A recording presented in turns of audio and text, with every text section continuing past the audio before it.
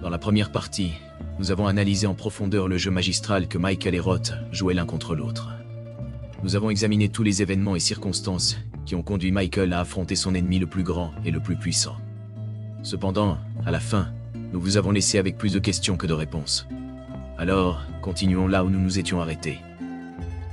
Comme vous vous en souvenez, Michael est maintenant certain que c'est Roth qui complotait pour détruire la famille Corleone et prendre complètement le contrôle.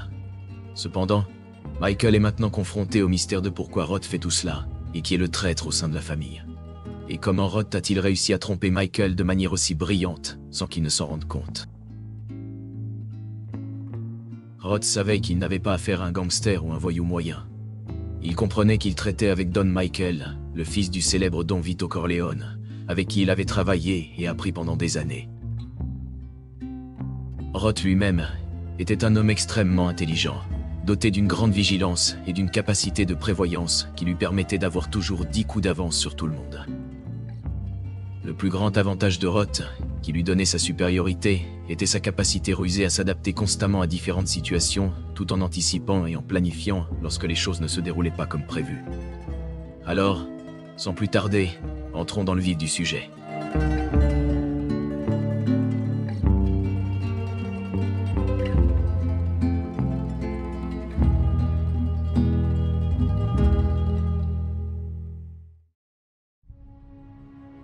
Pendant que Michael était à Cuba, Frank Pentangeli suivait les ordres de son don et faisait semblant de ne rien savoir de ce que Michael lui avait révélé. C'est Hyman Ross qui a essayé de me faire tuer. Je sais que c'est lui. Alors, si c'est ça, Mike, si c'est ça, y a qu'à les liquider. Tous. Règle tes problèmes avec les frères Rosato. Pourquoi c'est à moi de m'écraser devant ces merdes? Après avoir accepté d'organiser une rencontre, Frankie va enfin rencontrer les frères Rosato pour régler tous les problèmes entre eux. Frankie n'avait accepté que par respect pour Michael, même s'il détestait réellement les frères. Cependant, la rencontre se révèle être un piège et il est presque étranglé à mort. Mais ce qui se passe ensuite est vraiment choquant. Michael Corleone t'envoie le bonjour. Comme nous l'apprenons plus tard, Michael n'avait en fait rien à voir avec cela. Alors, qui en est responsable? Et pour ajouter à l'obscurité, un policier passe commodément devant le bar en regardant par la fenêtre. Était-ce juste une coïncidence que le policier avait par hasard erré dans la région pour ensuite enquêter sur un bar qu'il fréquente régulièrement? C'est possible, mais pas très convaincant. Ce que je pense en fait, c'est que c'était un coup brillant orchestré par nul autre que Hyman Roth lui-même. Qui a fait tuer Frankie Pentangeli? Commençons par l'emplacement. Roth a probablement dit à Rosato d'organiser cette réunion dans ce bar particulier, soit en sachant que le policier visite ce bar à ce moment précis chaque jour, soit que le policier faisait partie de ses employés et qu'il lui a dit d'être dans le secteur. Par conséquent, lorsqu'il a entendu Frankie crier, il est allé enquêter. Ainsi, il est intervenu et a ruiné la tentative d'assassinat de Pentangeli. La partie la plus importante de tout cela, que Rosato n'a probablement même pas réalisé, était de dire « Michael Corleone t'envoie le bonjour !» Parce que maintenant que Frankie pense que Michael l'a piégé, cela l'aurait rendu fou. Ou bien, les frères Rosato étaient complices et avaient juste besoin d'effrayer Frank en lui faisant croire qu'il avait été réellement trahi. De toute façon, Roth avait certainement quelque chose à voir avec cette affaire. Ainsi, Roth a essentiellement fait en sorte que Michael tende un piège à lui-même. Je peux t'aider? Oui, en continuant comme si de rien n'était. J'ai déjà préparé mon plan. Quel plan? Hyman Ross ne verra jamais le nouvel an. Nous avons laissé Roth confrontant Michael avec colère au sujet des 2 millions de dollars qu'il était censé apporter dans le cadre de l'accord qui représentait sa part de l'investissement. Michael dit alors à Fredo de l'apporter en personne. Michael n'avait probablement pas l'intention de donner l'argent à Roth, mais il devait faire semblant que tout était normal, car Roth avait des yeux et des oreilles partout à la Havane. Cependant, comme nous l'avons mentionné dans la vidéo précédente, Michael sait que Roth était déterminé à le faire tomber, et en a conclu que, qu'il reçoive ou non l'argent, il allait essayer de le prendre par tous les moyens. Il allait se débarrasser de Michael une fois pour toutes. Mais Michael a également fait son mouvement et a l'avantage. Avant la fête, Michael rencontre Roth une dernière fois. Et la première chose que Roth dit... Mon sixième sens me dit que ton frère Fredo a apporté une mallette pleine de billets. Où est-elle? Mais Michael continue à faire semblant pour maintenir Roth dans l'ignorance encore un peu plus longtemps. Tu fais marche arrière? Non? Je veux attendre un peu. Michael confronte alors Roth sur les raisons pour lesquelles il a fait tuer Frank Pentangeli. C'est là que Michael obtient enfin sa réponse sur les raisons pour lesquelles Roth faisait tout cela. Qui a fait tuer Frankie Pentangeli? Les frères Rosato. Ça, je sais. Mais qui a donné le feu vert? Moi, je suis pas dans le coup. Je connaissais un gosse, il a grandi avec moi. Il était plus jeune que moi. Il avait comme du respect pour moi. Et à la prohibition, on a passé de la mélasse au Canada. On a fait une fortune, ton père aussi. Et s'il y a au monde quelqu'un que j'ai aimé, je peux te dire que c'est ce type-là. Un beau jour, il a eu une idée. Bâtir une ville en partant d'un relais dans le désert pour les GI qui allaient sur la côte ouest. Ce gosse, il s'appelait Mo Green. Et la ville qu'il a inventée s'appelle Las Vegas. C'était un grand bonhomme, un visionnaire qui avait des couilles. Dire qu'il n'y a pas une seule avenue qui porte son nom, pas une statue de lui dans cette ville. Un type lui a mis une balle entre les deux yeux. Personne ne sait qui a donné l'ordre. Quand je l'ai su, je ne me suis pas énervé. Je connaissais Mo, je savais qu'il était tête brûlée et grande gueule et qu'il racontait des conneries. Alors quand il s'est fait descendre, j'ai laissé courir. Et je me suis dit en moi-même, ça, c'est le boulot que nous avons choisi. Mais je n'ai pas cherché à savoir qui avait donné l'ordre. Parce que ça n'avait rien à voir avec le boulot. Donc, à la fin, ce que Roth recherchait vraiment, ce qui le motivait à faire tout cela, c'était la vengeance. Cela signifie que Roth était furieux depuis des années, attendant de frapper une fois pour toutes. Cela explique pourquoi son plan était si élaboré et meurtrier. Sa haine pour Michael mijotait depuis des années, ce qui explique ses raisons de s'en prendre à la famille Corleone. On ne sait pas si Michael connaissait cette relation étroite entre Roth et Mo, mais négliger ses actions passées, qui ont directement affecté son nouveau partenaire commercial, a été une grosse erreur de sa part. Roth, sans s'en rendre compte, s'était exposé. Il n'a pas réalisé que c'était la dernière pièce du puzzle dont Michael avait besoin. Roth avait enfin fait sa première grande erreur. Une fois que Roth avait finalement dévoilé ses véritables intentions, Michael n'était pas surpris. Il avait obtenu la réponse dont il avait besoin pour éliminer Roth. Cependant, s'occuper de Roth n'allait pas être aussi facile que de s'occuper de ses ennemis du passé. Même si Michael avait finalement découvert le complot, il n'avait pas anticipé la ruse de Roth.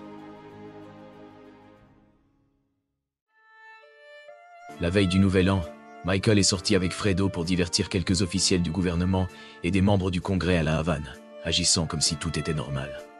Cependant, c'est à ce moment que Michael dévoile un fait très sombre et troublant qui répond à sa deuxième question. Qui était le traître? C'est Johnny Ola qui m'en a parlé. Il m'y a amené. Je le croyais pas parce qu'il faut le voir pour le croire, non? Il y a des gens que je connais à La Havane? Je sais pas, Eman Ross? Johnny Ola? Je connais pas. Je les ai jamais vus. Vous savez, Pat, c'est pas le vieux Ross qui vous amènera ici, mais Johnny connaît par cœur toutes les boîtes de La Havane. Du point de vue de Michael, c'était la pire situation possible dans laquelle il pouvait se trouver. Comme nous le savons tous, le traître était Fredo depuis le début. Je sais que c'est toi, Fredo. Tu m'as brisé le cœur. Michael envoie son garde du corps personnel, qui a été spécialement engagé directement de Sicile. Sa première tâche était d'éliminer Johnny Ola, ce qu'il réussit facilement et rapidement. Il parvient à localiser Roth dans un hôpital voisin, puis atteint facilement sa chambre. Mais avant qu'il ne puisse l'éliminer, les soldats cubains ont fait irruption et il a été tué. Ainsi, Roth a miraculeusement survécu, et au lieu de résoudre tous ses problèmes en un seul coup, les ennuis de Michael se sont aggravés. Car maintenant, il a officiellement déclaré la guerre à Eman Roth et à tous ses associés. Après que Michael parvient à s'échapper et à revenir de Cuba, il doit maintenant faire tout ce qui est en son pouvoir pour protéger la famille. Maintenant, il a découvert le complot de Roth, découvert qui était le traître. Mais malheureusement pour lui, même avec la santé extrêmement fragile de Roth, son génie pour anticiper 5 coups à l'avance et utiliser sa maîtrise stratégique lui a permis de rester en tête.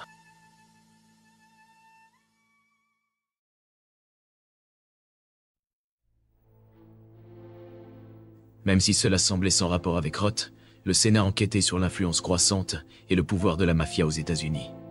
Et Michael, étant le don le plus puissant, était au centre de cette enquête. Mais Michael savait tout cela et avait prévu de s'en servir pour écarter ses accusations, alors qu'il essayait d'entrer dans le monde des affaires légitimes. Cependant, comme nous le savons tous, ce qui s'est passé ensuite a complètement surpris Michael.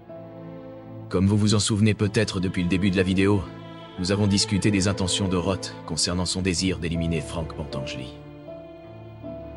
Maintenant, il est très clair pourquoi il a fait tout cela. Roth se positionnait pour avoir différentes options pour éliminer Michael. Il savait que Michael était très intelligent et ne pouvait donc pas le sous-estimer. Donc, Roth avait un sénateur à sa solde et avait persuadé Willie Chichi de témoigner contre Michael. Mais même cela n'était pas ce qui a complètement pris Michael au dépourvu. Ross, alors lui, il a fait du travail d'artiste. Pendant tout ce temps, Michael a réussi d'une manière ou d'une autre à esquiver la plupart des coups majeurs de Roth. Cependant, même Michael, ou vraiment personne d'autre n'aurait pu anticiper cela. Après avoir miraculeusement survécu au piège des frères Rosato, Frank, bien qu'extrêmement réticent, rompt son serment d'omerta et accepte également de témoigner contre Michael. Roth savait que Michael devait témoigner et avait mis cela en place comme plan de contingence. Si Frankie témoigne, cela signifie littéralement la fin de la dynastie Corleone. Malgré cela, Michael va jusqu'aux extrêmes et parvient de manière phénoménale à survivre et à contourner ce coup.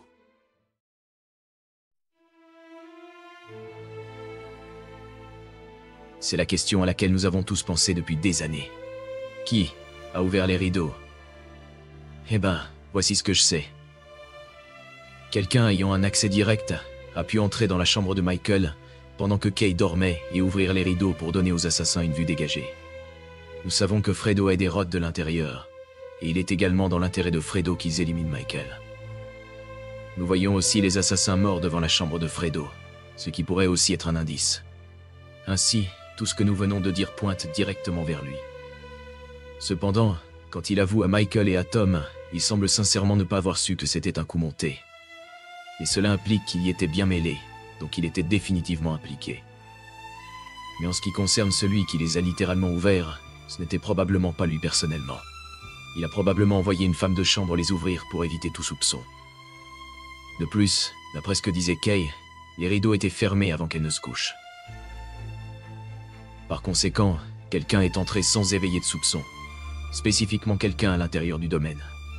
Il est possible que Roth ait eu d'autres infiltrés dans l'organisation Corleone. Depuis le début, Michael n'a jamais complètement fait confiance à Iman Roth. Cependant, son ambition, voire son admiration pour Roth, l'ont aveuglé sur le fait que ce dernier conspirait contre lui. Après la tentative d'assassinat à son domicile, il y avait deux suspects principaux.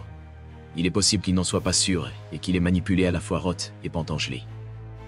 Cependant, comme nous l'avons discuté dans la première partie, il en vient à la conclusion que Frankie n'avait aucun intérêt ni ambition à le supprimer, laissant ainsi Roth comme principal suspect. Il savait donc que c'était Roth par un processus d'élimination. Ses soupçons ont été confirmés après son voyage à Cuba. À l'insu de Michael, Roth complotait pour le faire tuer afin de venger la mort de Mo Green, son ami de longue date. Roth a manipulé le frère de Michael, Fredo, pour qu'il agisse dans son dos, fournissant ainsi involontairement des informations vitales qui ont été utilisées pour organiser une tentative de meurtre contre Michael. Et voilà. J'espère que vous avez apprécié la vidéo. Si c'est le cas, n'oubliez pas de laisser un like et de vous abonner pour ne rien manquer de mes prochaines vidéos.